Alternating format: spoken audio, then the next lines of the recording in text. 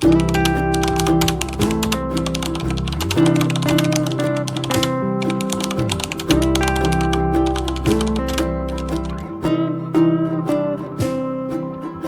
you ever wondered what you would do if a stroke or heart attack struck while you were completely alone? For many people over 60, this fear is very real, yet rarely discussed. This video is made especially for you. Today, we will share calm, practical steps you can take immediately, even if no one is nearby, to protect your life. This is not about panic, but preparation rooted in elderly wisdom and real senior health experience. You will learn 5 simple actions that support senior wellness and help you act with clarity, not fear. There is no medical jargon here, only clear guidance you can remember under pressure. Please stay with me, because what you learn in the next few minutes could truly save your life one day. Let us begin together, slowly and confidently. This truly counts. The first and most important step in surviving a stroke or heart attack is recognizing the warning signs and acting immediately. For many seniors, the danger is not the symptoms themselves, but hesitation. After 60, our bodies change, and signals may feel subtle or unfamiliar. Yet time remains the most critical factor.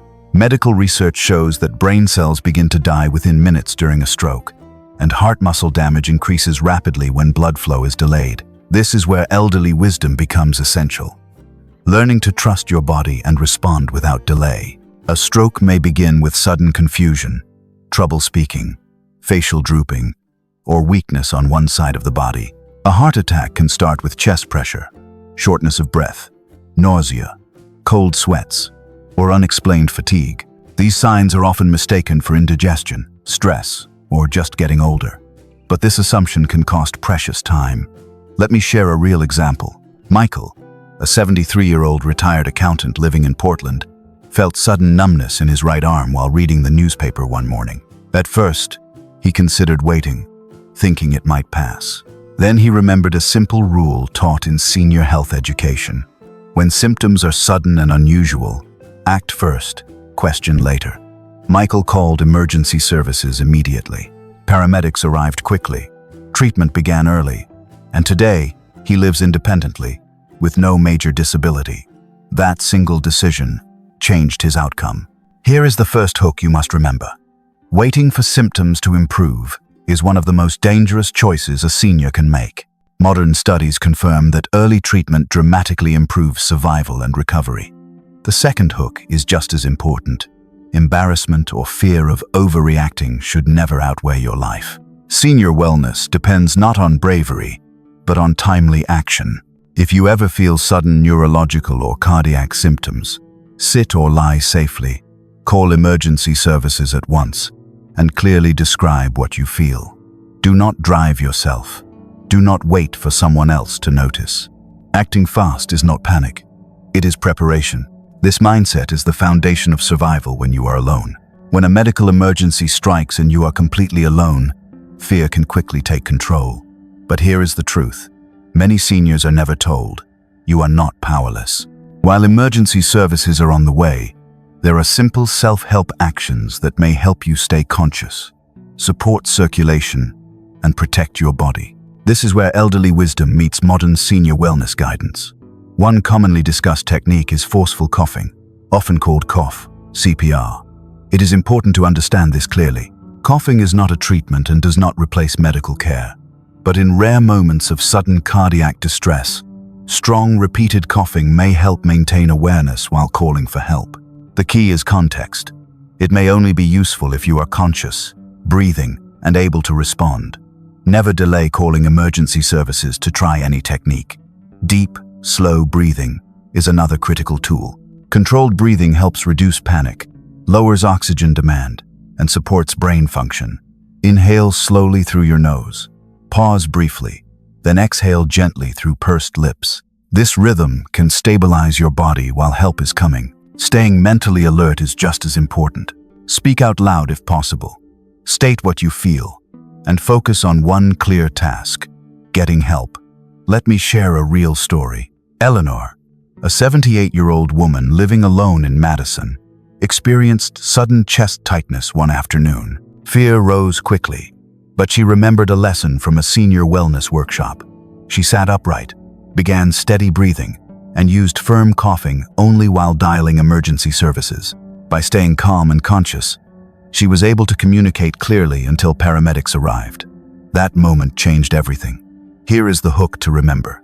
Calm action is power, even when your body feels weak. Modern research confirms that reducing panic and maintaining oxygen can improve outcomes before medical care begins.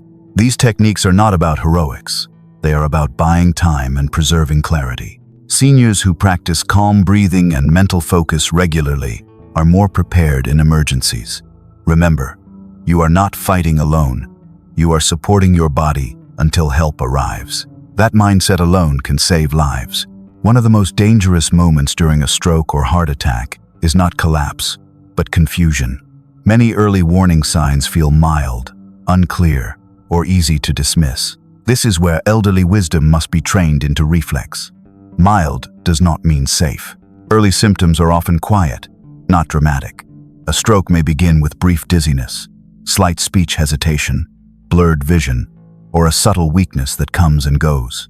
A heart attack may feel like pressure, fullness, unusual fatigue, or discomfort that is not sharp pain. Here is the first hook. The body whispers before it screams.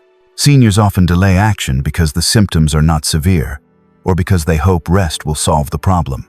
Modern senior health research shows this delay is one of the main reasons outcomes worsen. Another powerful barrier is psychological. Many seniors think, "I don't want to bother anyone," or "I might be wrong." This fear of embarrassment or being a burden creates dangerous hesitation. The second hook is this: hesitation costs more than false alarms. Let me share a real example. Arthur, a 75-year-old widower living in Halifax, noticed brief trouble finding words during a phone call. It passed within minutes. He almost ignored it, but he remembered learning that short, temporary symptoms can still signal serious risk. He called emergency services anyway. Doctors later confirmed he had a transient ischemic attack, often called a warning stroke. Because he acted early, he received treatment that reduced his risk of a major stroke. This story highlights a critical lesson. Early signs are not about intensity. They are about change. Anything sudden, unusual, or different from your normal baseline deserves attention. Training yourself to recognize these changes requires mental preparation. Rehearse your response ahead of time. If a symptom appears suddenly, ask one question: is this new for me? If the answer is yes, act. Do not negotiate with fear or pride. Calling for help is not weakness. It is responsibility. Elderly wisdom teaches us that protecting life comes before protecting pride.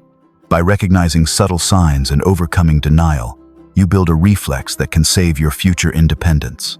Early action protects the brain, the heart, and the life you want to continue living. When a stroke or heart attack begins, and you are alone, how you position your body and how you breathe can strongly influence what happens next. This is not about comfort. It is about survival. Elderly wisdom teaches us that simple actions, done correctly, can protect the heart and brain while help is coming. The first hook to remember is this: the wrong position can make symptoms worse. Lying flat on your back may increase breathing difficulty and stress the heart. Instead, if you are conscious, sit upright or slightly forward with your feet on the floor. Rest your arms on your thighs or a table to support your chest and reduce strain. If dizziness is severe, lower yourself safely to the side rather than falling. Now let us talk about breathing. Panic causes rapid, shallow breaths that increase oxygen demand and raise blood pressure. Controlled breathing does the opposite. Inhale slowly through your nose for a count of 4. Pause briefly. Then exhale gently through pursed lips for a count of 6.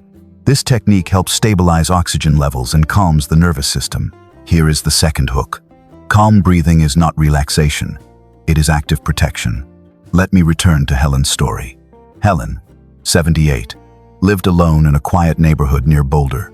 When she felt sudden weakness and chest discomfort, fear surged. But she remembered advice from a senior health session. She sat forward in a sturdy chair, planted her feet, and focused on slow breathing. She avoided lying flat. By controlling her posture and breath, she stayed conscious and clear enough to call emergency services and explain her symptoms. Paramedics later confirmed that her calm actions helped prevent further complications. Modern research supports this approach. Proper positioning can improve lung expansion and reduce cardiac workload. Controlled breathing reduces stress hormones that worsen heart strain. These are not medical treatments, but powerful first responses. Practice them before you ever need them.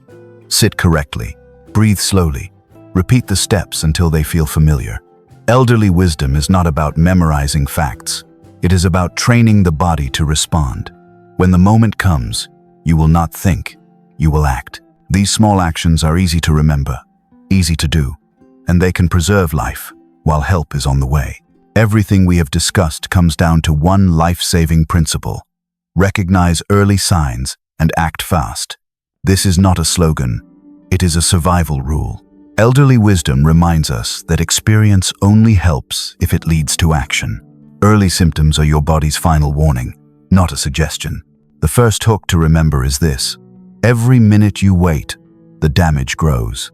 In stroke care, treatment within the first hour dramatically improves outcomes. In heart attacks, early intervention can mean the difference between recovery and permanent disability. Yet many seniors still pause, hoping symptoms will fade. The second hook is just as critical. Hope is not a plan, action is. Let me share one final story. Robert, a 72-year-old former engineer living in Tucson, woke up feeling unusual heaviness in his chest and extreme fatigue. There was no sharp pain. For a moment, he considered resting. Then he remembered a simple rule from senior health education: sudden and unfamiliar means urgent. He called emergency services immediately. Doctors later confirmed he was experiencing an early heart attack. Because he acted quickly, blood flow was restored before major damage occurred. Today, Robert walks daily and lives independently. His outcome was not luck, it was timing. Modern research supports this message strongly. Early recognition allows access to clot-busting medications, rapid cardiac procedures, and supportive care that protect the brain and heart. Delays reduce options and increase long-term consequences. Seniors living alone must train a clear response pathway. Notice the sign. Accept the risk. Call for help. Do not debate with fear, pride, or doubt. Acting fast is not overreacting. It is respecting life. Elderly wisdom teaches us that survival is built on readiness, not strength. By committing to early action, you protect not only your health, but your independence, your dignity, and the life you have worked so hard to build. Remember this rule and carry it with you every day. It may one day carry you through. None of us want to imagine facing a stroke or heart attack alone. That fear is natural. But what matters most is knowing that you are not helpless. Elderly wisdom teaches us that preparation is a form of self-respect, not fear. By learning to recognize early signs and act quickly, you protect your life, your independence, and your dignity. This is what being senior healthy truly means. You do not need strength or medical training, only awareness and the courage to act. If this video helped you, please share it with someone you care about, especially those who live alone. Leave a comment below about which part stayed with you the most. And if you want more calm, practical guidance, consider subscribing and turning on notifications. We are here to support you every step of the way. Stay safe, stay prepared, and take care of yourself.